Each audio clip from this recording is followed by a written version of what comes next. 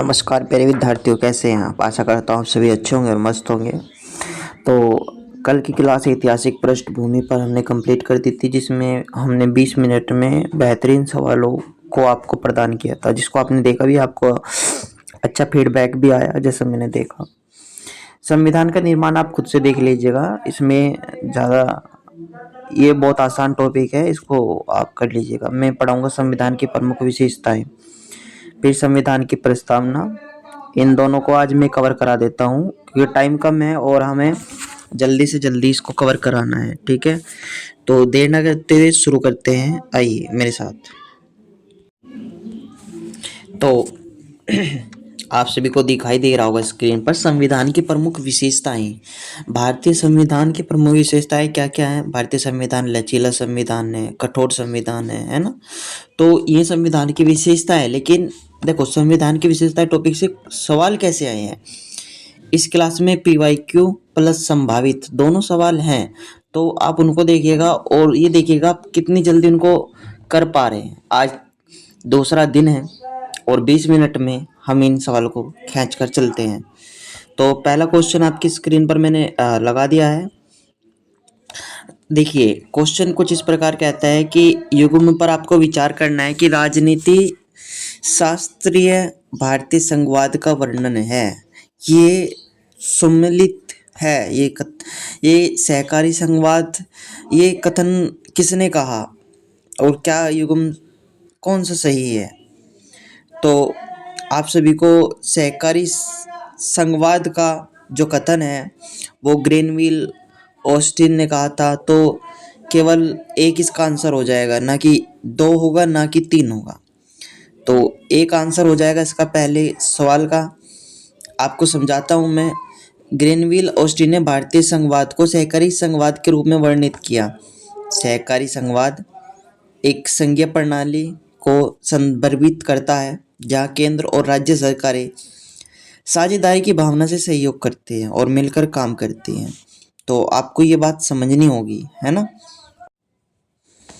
Question number 16 आपकी screen के सामने है और सवाल कुछ इस प्रकार है कि बताइए, स्वतंत्र भारत के प्रथम राष्ट्रपति का चुनाव संविधान सभा द्वारा किया गया था। क्या यह बात सही है। कितने सही हैं।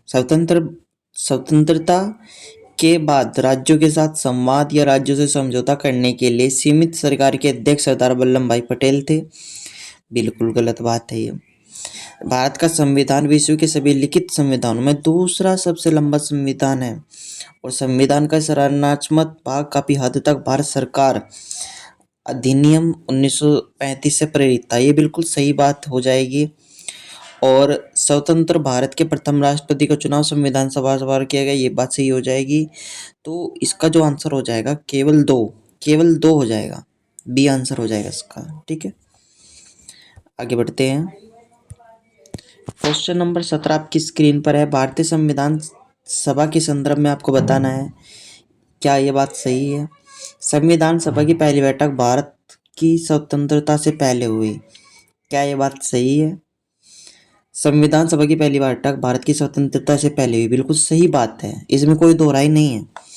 फ्रांस से प्रचलित प्रथा का पालन करते हुए सभा का पहला अध्यक्ष उसके सबसे वरिष्ठतम सदस्य को बनाया गया।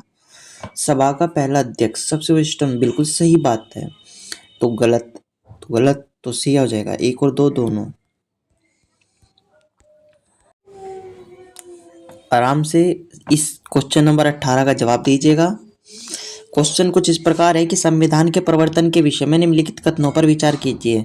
संविधान के सभी प्रावधान 26 नवंबर 1949 को लागू हुए। क्या ये बात सही है। क्या ये बात सही है। संविधान के सभी प्रावधान 26 नवंबर 1949 को लागू हुए, ये बात बिल्कुल गलत है। 26 जनवरी को संविधान लागू करने की तिथि में विशेष रूप से इसलिए चुना गया क्योंकि 1930 में पूर्ण स्वराज दिवस मनाया गया था। तो देखो, क्वेश्चन नंबर 18 का ऑप्शन नंबर 2 बिल्कुल सही हो जाएगा। केवल 2 इसका आंसर होगा। एक मिनट रुकिएगा, ये क्या होगा। केवल 2 इसका आंसर होगा, ठीक है। मैं आपको समझाता हूँ। देखिए, क्वेश्चन नंबर 2 देखिए, भारतीय संविधान के संदर्भ में निम्नलिखित कथनों पर विचार कीजिए। भारतीय संविधान के अनुच्छेद 1 में फेडरेशन शब्द का उल्लेख है। क्या यह बात सही है? बिल्कुल गलत। संविधान में जर्मन संविधान की बात ही रचनात्मक अविश्वास मत का प्रावधान है। बिल्कुल गलत। भारतीय संविधान में प्रारंभ से विधि द्वारा स्थापित प्रक्रिया है। ये बात बिल्कुल सही हो जाएगी। अगर मैं बात करूँ कितने सही हैं, तो केवल एक सही है। आगे बढ़ते हैं। पता होना चाहिए कथन 3 सही क्यों है। कथन 3 आपका सही क्यों है, इस बात का आपको पता होना चाहिए। तो इसको जानने के लिए आपको सबसे पहले देखिए कथन 3 सही क्यों है। क्योंकि भारतीय संविधान के अनुच्छेद 21 में कहा गया है कि किसी भी व्यक्ति को कानून द्वारा स्थापित प्रक्रिया के अलावा किसी अन्य तरीके से उसके जीवन व्यक्तिगत स्वतंत्रता से वंचित नहीं किया जाएगा। इस अवधारणा के अनुसार न्यायालय केवल कानून की प्रक्रिया की समीक्षा कर सकता है, कानून की प्रकृति की नहीं। तो इस बात को आपको समझना होगा।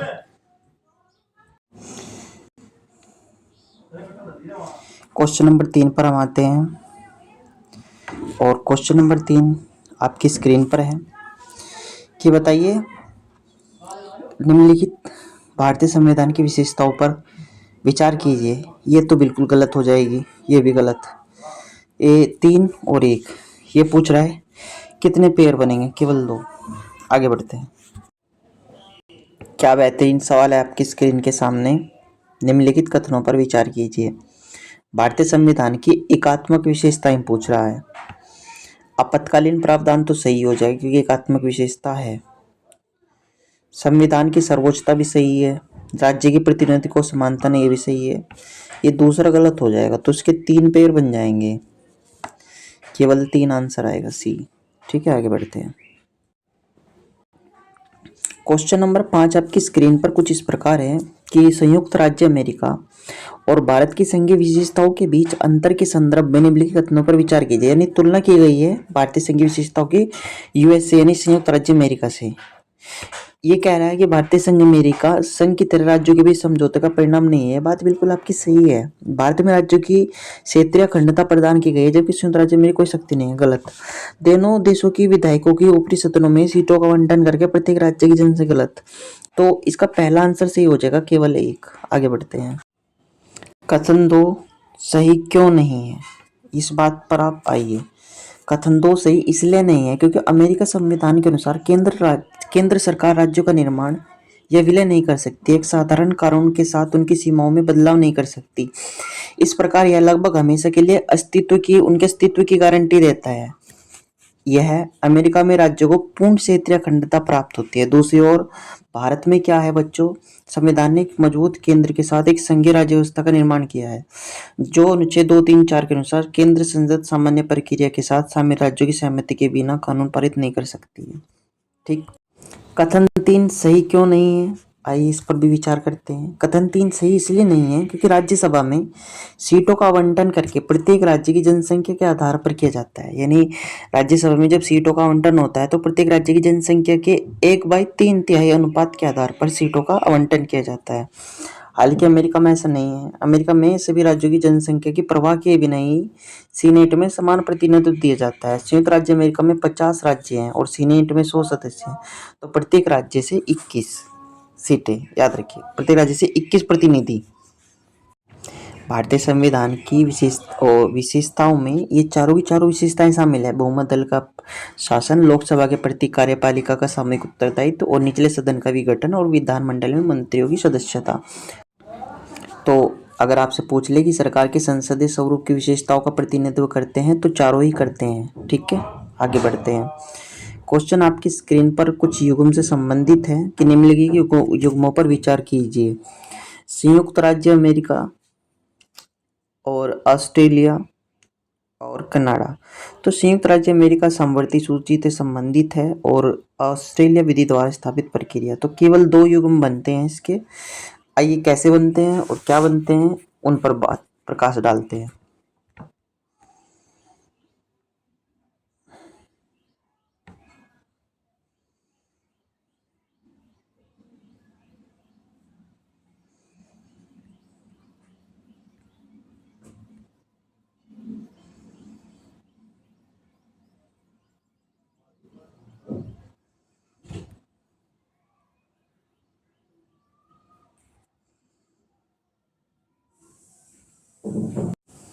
तो देखिए आपको उस पे क्या बताना है और कैसे ये हल होगा, क्योंकि पेपर में अब ट्रेंड बदलने लगा है।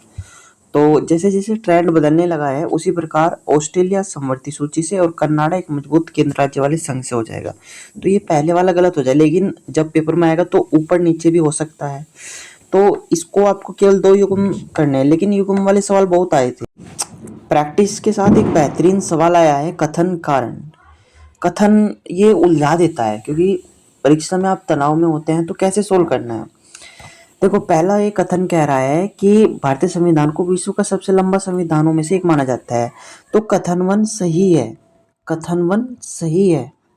तो कथन 2 संविधान की वृद्धहरता 2 कारकों क्षेत्रफल और जनसंख्या पर निर्भर करती है। कथन 2 गलत है। ये कथन 2 गलत है, तो हमें ऑप्शन उड़ाने हैं। कथन 1 और कथन 2 दोनों सही है, बिल्कुल गलत बात है। कथन 1 कथन 2 दोनों सही है, बिल्कुल गलत बात है। कथन 1 सही नहीं है, कथन 2 सही है, गलत बात है। कथन 1 सही है किंतु कथन 2 सही नहीं है। सी आंसर हो जाएगा इसका। कितनी मिनट लगी? 2 से 3 सेकंड लगी मेरे को इस सवाल को करने में। आप समझिए कथन 2 सही क्यों नहीं है। कथन 2 में सही क्यों नहीं कह रहा हूँ, क्योंकि हमारे संविधान के विशाल आकार में 4 कारकों में योगदान दिया है। वे हैं भौगोलिक कारक अर्थात देश की विशालता और विविधता, ऐतिहासिक कारक उदाहरण के लिए 1935 का भारत सरकार का अधिनियम का प्रभाव जो एक वृहद अधिनियम था, केंद्र और राज्य दोनों के लिए एक ही संविधान, ठीक है, और संविधान सभा में विविधताओं की प्राधान्यता। तो इस वजह से ये कारक हो गए कथन 2। निम्नलिखित कथनों पर विचार कीजिए। क्वेश्चन आपकी स्क्रीन के सामने। भारत और ब्रिटेन दोनों के पास लिखित संविधान है। भारत और ब्रिटेन दोनों के पास लिखित संविधान है। 42वें संविधान संशोधन द्वारा मौलिक कर्तव्यों को जोड़ा गया, ये बिल्कुल गलत बात है। भारतीय 42वें संविधान में मौलिक कर्तव्यों और भारतीय संविधान में जोड़ा गया, सही बात है, ये भी सही बात है, क्योंकि भारतीय संविधान में परिसंघीय राज्य शब्द का उल्लेख नहीं है। पूछ रहा है कितने पेयर सही हैं, तो केवल 2 पेयर सही हैं। आइए आगे बढ़ते हैं। एक और बेहतरीन सवाल आपकी स्क्रीन पर है। 12 मिनट का समय हो चुका है, लेकिन फिर भी हम बहुत जल्दी से इस टॉपिक को कवर कर रहे हैं। सवाल कुछ इस प्रकार कहता है बच्चों कि भारतीय संविधान के स्रोतों के संदर्भ में निम्नलिखित कथनों पर विचार कीजिए और बताइए इनमें से कौन सा कथन सही है। तो पहला है, इसमें ब्रिटिश संविधान से विधि द्वारा स्थापित प्रक्रिया और अमेरिका संविधान से विधि का शासन जैसे तत्वों को शामिल किया, बिल्कुल सही बात है। भारतीय संविधान की संघीय विशेषता है कनाडा का, बिल्कुल सही बात है। जहां पे कनाडा की बात आ जाए और संघीय विशेषता आएगी तो बिल्कुल सही बात है। कथन 2, केवल 2 सही आंसर है इसका। ऐसे सवाल को उड़ाना है आपको। आपके लिए प्यारा सा रिवीजन, 1 शॉट का रिवीजन इंपॉर्टेंट है। पूछता है, देखिए कैसे कवर करना है। अगर पूछ ले भारत सरकार अधिनियम 1935 में क्या क्या अपनाई गई विशेषताएं हैं, संघीय प्रणाली, संघीय योजना, राज्यपाल का कार्यालय, न्यायपालिका, लोक सेवा आयोग और आपातकालीन प्रावधान और प्रशासनिक विवरण, ये सब किससे अपनाए गए हैं? तो 1935 के अधिनियम से अपनाए गए हैं। ब्रिटिश संविधान इनका सूत्र है।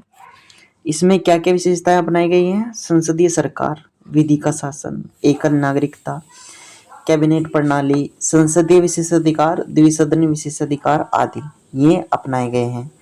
तो हो जाएगा इतना। आगे बढ़ते हैं।